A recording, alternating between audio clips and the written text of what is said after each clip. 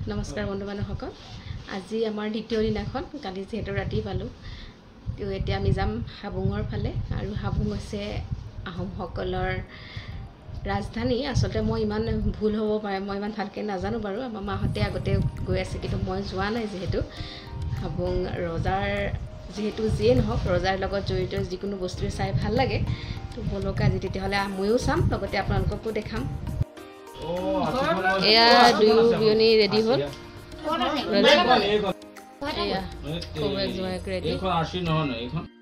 আমাৰ এইটো নিয়মেই হয় বহুত দেৰি হয় ক'ৰবাত গ'লে মানে হা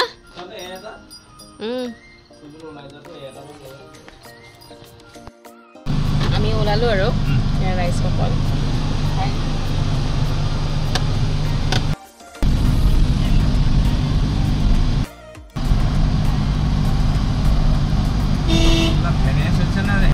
আমি ৰখি দেখি লালু কত আৰু এতিয়া অকণমান নাস্তা বজাৰ খাই বৈ ভাতটো খাই বৈ আহিছোঁ তাৰপিছত আকৌ কিবা আকৌ বাটত নাস্তা কৰিবৰ কাৰণে কিবা কিবি লৈ লোৱা হৈছে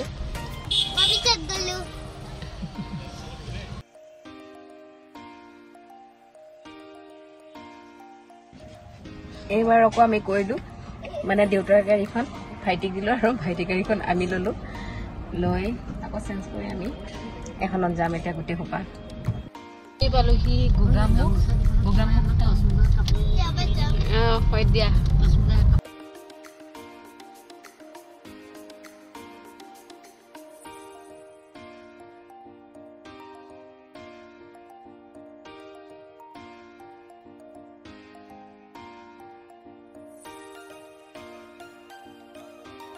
আমি আহি পাই গ'লোহি হাবুং গধুবুজি নহয় বোলো এইটো আহোমসকলৰ ইয়াতে লিখা আছে তাৰ পৰা গম পাইছোঁ যে হাবুং হৈছে ধৰ্মীয় উপাসনাস্থলী আহোমসকলৰ ভাল লাগিছে পৰিৱেশটো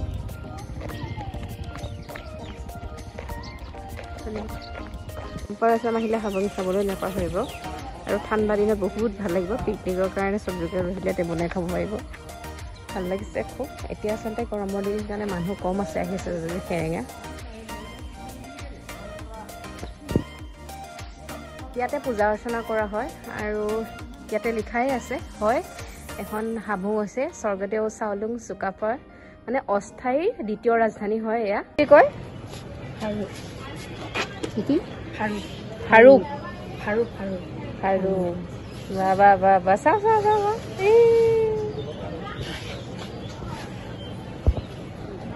পেলাই নথব আমি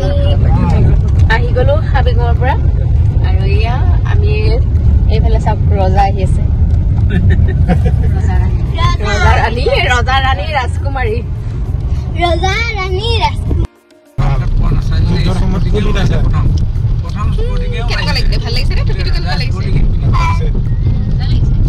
আমি আহি পদুমণি কাষৰ পাৰ্কখনতে আকৌ সোমালো পিকনিক খেলা বস্তু দেখি নাই ৰখিব নোৱাৰা হ'ল আৰু কিবা খাই লওঁ দুই বিয়নী লগ লাগি এয়া নাস্তা যোগাৰ কৰি আছে বিয়ৈও লগ লাগিছে লগত বাৰু জোঁৱায়েকে খাবলৈ বহিছে ৰজা গলে ৰজা যে দিছে আৰু আমি প্ৰজাখিনি ইয়াতে ৰৈ আৰু যেন তেনে কিবা এটা কৰিছো আৰু সেনাপতিয়ে ৰজাৰ লগত